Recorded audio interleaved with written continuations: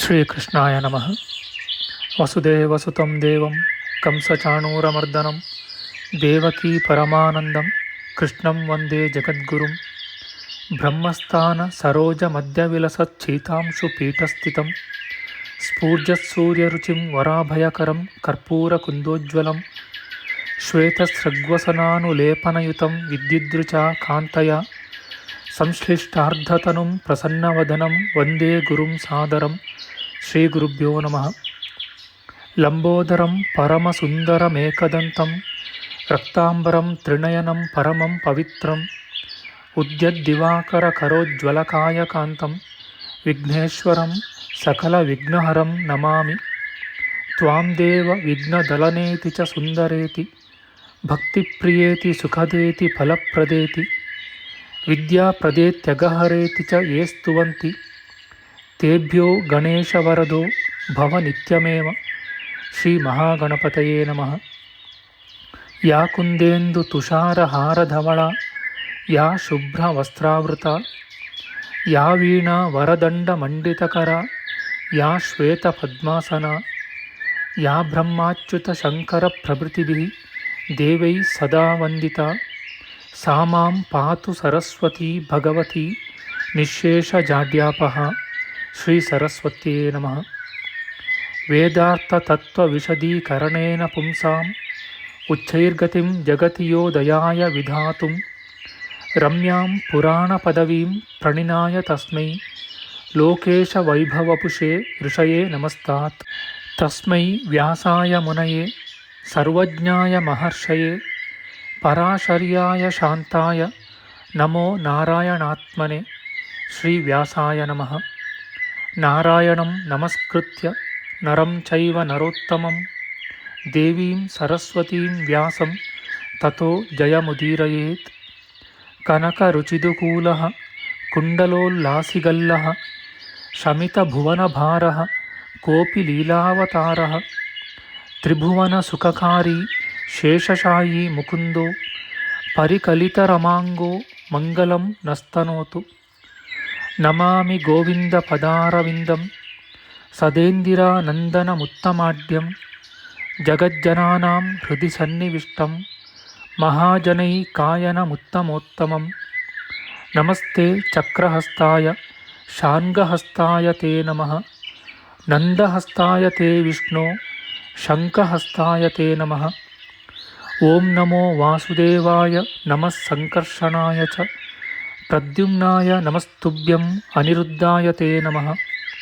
ಪಾತಾಲಾದುತ್ಪತಿಷ್ಣೋರ್ಮಕರವಸತಯೋ ಯಸ್ಯ ಪುಚ್ಛಾಭಿಘಾತಾ ಧೂರ್ಧ್ವಂ ಬ್ರಹ್ಮಾಂಡಖಂಡ ವ್ಯತಿಕರವಿಹಿತ ವ್ಯತ್ಯಯೇ ನಾಪತಂತಿ. ವಿಷ್ಣೋರ್ಮತ್ಸ್ಯಾವತಾರೇ ಸಕಲವಸುಮತಿ ಮಂಡಲಂ ವ್ಯಶ್ನುವಾನಃ ತಸ್ಯಾಸ್ಯೋದೀರಿತಾನಾಂ ಧ್ವನಿರಪಹರತಾದಶ್ರಿಯಂ ವ ಶ್ರುತೀನಾಂ. ಶ್ರೀ ಮತ್ಸ್ಯರೂಪಿ ಪರಮಾತ್ಮನೇ ನಮಃ. ಪ್ರಿಯ ಬಾಂಧವರೇ, ನಮ್ಮ ಈ ಶ್ರೀ ಲಾಲೀಕೃಷ್ಣ ಚಾನಲ್ಗೆ ಸ್ವಾಗತ.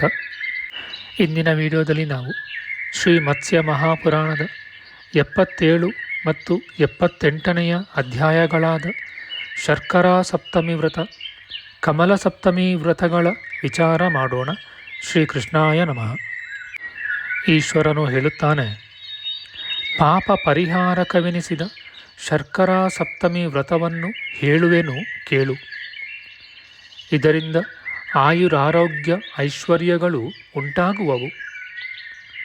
ವೈಶಾಖ ಮಾಸದ ಶುಕ್ಲ ಪಕ್ಷದ ಸಪ್ತಮಿಯ ದಿನ ಪ್ರಾತಃ ಕಾಲದಲ್ಲಿ ನಿಯಮದೊಡನೆ ಬಿಳಿಯ ಎಳ್ಳಿನಿಂದ ಸ್ನಾನ ಮಾಡಿ ಬಿಳಿಯ ಗಂಧ ಪುಷ್ಪಗಳನ್ನು ಧರಿಸಬೇಕು.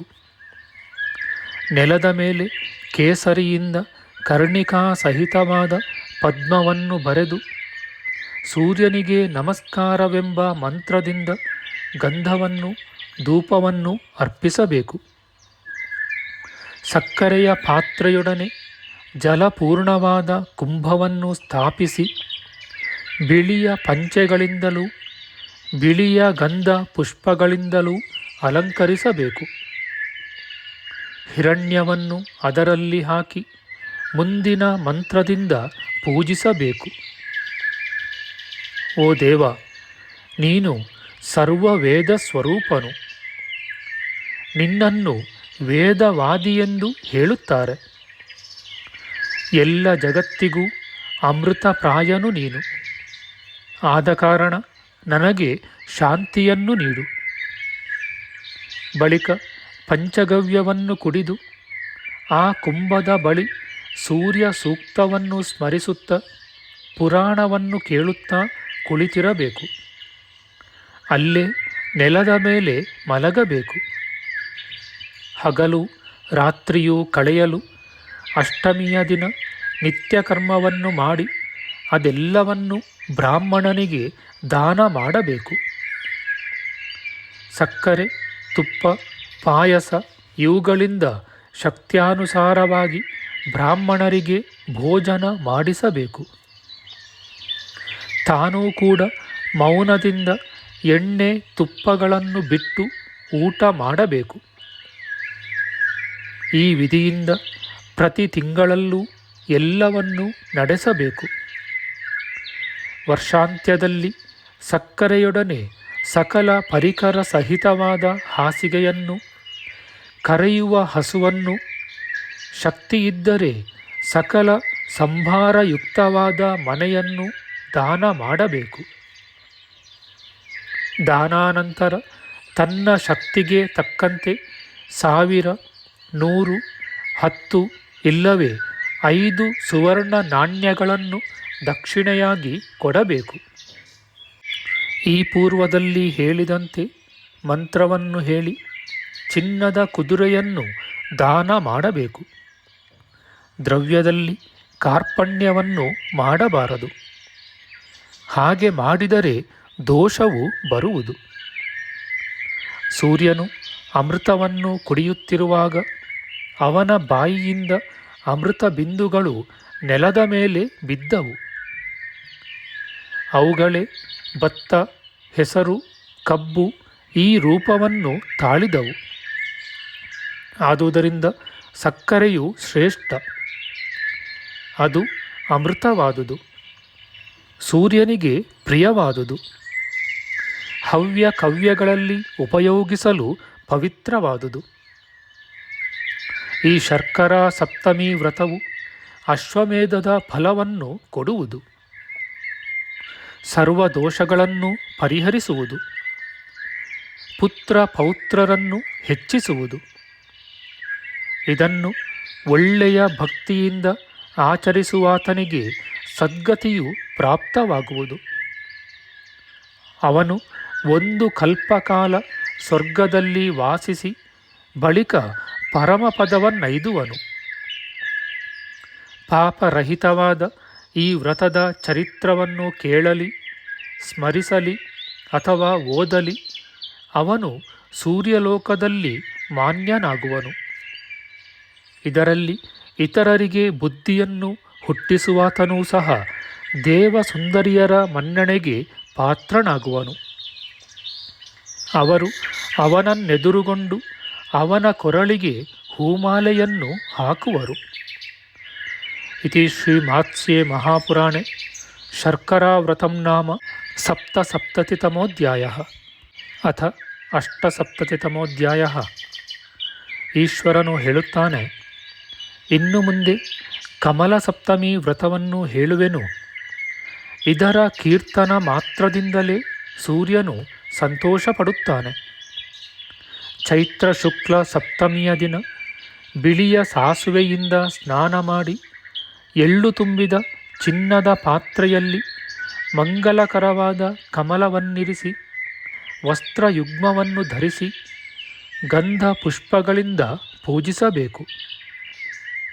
ಕಮಲಹಸ್ತನಿಗೆ ನಮಸ್ಕಾರ, ವಿಶ್ವಧಾರಕನಾದ ನಿನಗೆ ನಮಸ್ಕಾರ, ಹಗಲಿನಲ್ಲಿ ಬೆಳಗುವವನೇ ನಿನಗೆ ನಮಸ್ಕಾರ, ಬೆಳಕನ್ನು ಕೊಡತಕ್ಕವನೇ ನಿನಗೆ ನಮಸ್ಕಾರ. ಬಳಿಕ ಮಧ್ಯಾಹ್ನದ ವೇಳೆಯಲ್ಲಿ ಬ್ರಾಹ್ಮಣನನ್ನು ಪುಷ್ಪಾಲಂಕಾರಗಳಿಂದ ಸತ್ಕರಿಸಿ ಉದಕ ಕುಂಭದೊಡನೆ ಈ ಹಿಂದೆ ಹೇಳಿದ ಕಮಲವನ್ನು ಅವನಿಗೆ ದಾನ ಮಾಡಬೇಕು. ಶಕ್ತಿಯಿದ್ದರೆ ಕ್ರಮವಾಗಿ ಅಲಂಕರಿಸಿ ಗೋವನ್ನು ದಾನ ಮಾಡಬಹುದು. ಹಗಲು ರಾತ್ರಿಯು ಹೀಗೆ ಕಳೆದ ಬಳಿಕ ಅಷ್ಟಮಿಯ ದಿನ ತನ್ನ ಶಕ್ತಿಗೆ ತಕ್ಕಂತೆ ಬ್ರಾಹ್ಮಣರಿಗೆ ಭೋಜನ ಮಾಡಿಸಬೇಕು. ಮಾಂಸವನ್ನು ತೈಲವನ್ನು ಉಳಿದು ತಾನು ಊಟ ಮಾಡಬೇಕು. ಪ್ರತಿ ತಿಂಗಳಿನ ಶುಕ್ಲಪಕ್ಷದ ಸಪ್ತಮಿಯಲ್ಲೂ ದ್ರವ್ಯದಲ್ಲಿ ಲೌಭ್ಯವನ್ನು ಮಾಡದೆ ಇದೇ ವಿಧಾನದಿಂದ ಎಲ್ಲವನ್ನೂ ನಡೆಸುತ್ತಾ ಬರಬೇಕು. ವ್ರತದ ಕೊನೆಯಲ್ಲಿ ಹಿರಣ್ಯ ಕಮಲ ಸಹಿತವಾದ ಶಯನವನ್ನು, ಶಕ್ತಿ ಇದ್ದರೆ ಸುವರ್ಣದಿಂದ ಅಲಂಕೃತವಾದ ಹಾಲುಗರೆವ ಹಸುವನ್ನು ದಾನ ಮಾಡಬೇಕು.